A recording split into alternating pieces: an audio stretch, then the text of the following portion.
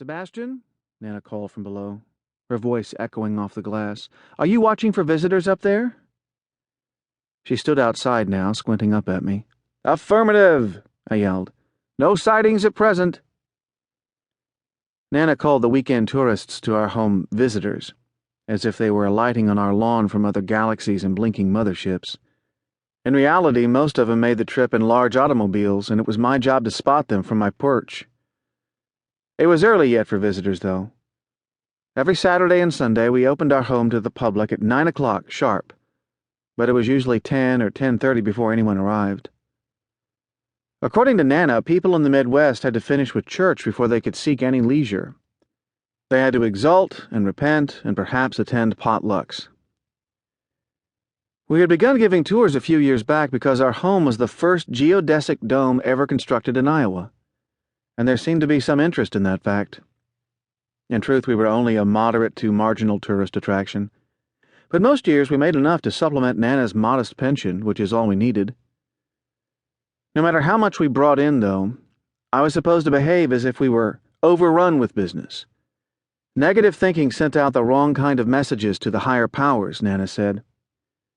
Each negative thought was like a hemorrhoid to the controlling forces of the universe. It burned them endlessly. Make sure to get the northwest side, Sebastian, Nana shouted now. I spotted some bird waste over there. Then come down for breakfast. I need to speak with you. Will do, I said. I took a deep inhalation of chill air and began pressing and releasing my suction cups, moving over the apex of the dome to tend to the bird stains. At the age of 16, I was already the same height my father had been when he passed away, and my lanky frame covered a surprising amount of space on the dome. When I adjusted myself perfectly on the top, every major landmark in town was visible with the naked eye. If I looked to the east, for example, I could see the slanted water tower that read North Branch Beavers in rust-colored lettering. Farther north was the symmetrical row of small businesses in the town square.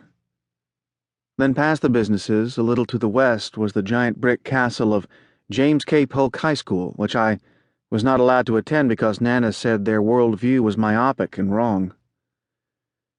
And finally, to the far west, I could see all 4 lanes of the expressway, including the exact exit that the tourists took to visit us.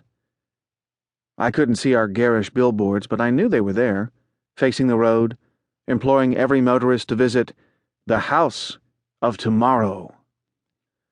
I scraped my squeegee slowly over the last of the stains and then pressed and released all the way down to the brittle grass of our lawn. I had seen on the World Wide Web once that a man from France climbed the Empire State Building with just his hands and feet. No cups, no harness. He was arrested, but he claimed it was worth it to know he was really alive. It was a secret goal of mine to one day scale our dome in this fashion, but for now, I played it safe. My sneakers touched the ground with a satisfying crunch, and I undid my harness and let it drop to the ground. I walked around to the front yard and turned the knob on our clear front door. There sat Nana, in our open dining room, imbibing one of her signature smoothies. Every day she performed the morning ritual of dumping things in her Vitamix, a machine that pulverized her breakfast. Anything that could fit through the clear plastic shaft was fair game for one of these shakes. This morning the concoction was the same color fuchsia as her tracksuit.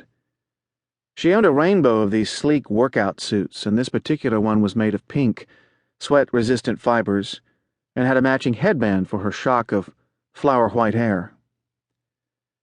"Oh, Sebastian," she said, glancing up at me, "you look like a cave dweller, or one of those horrible men who collect all the lumber." "A lumberjack?" "Yes," she said, "exactly, one of those." I was wearing the same blue flannel shirt and jeans that I always wore, but my dirty blonde hair had gotten a tad shaggy around the ears. I pushed it off my forehead and sat down. Nana leaned over and kissed the top of my head. "Is your room arranged to specification?" she asked, her mouth hovering back over her straw. "Affirmative," I said. "Have you performed your toilet?" "With startling success," I said.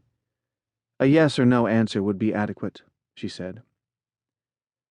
She sipped again on her smoothie, then frowned.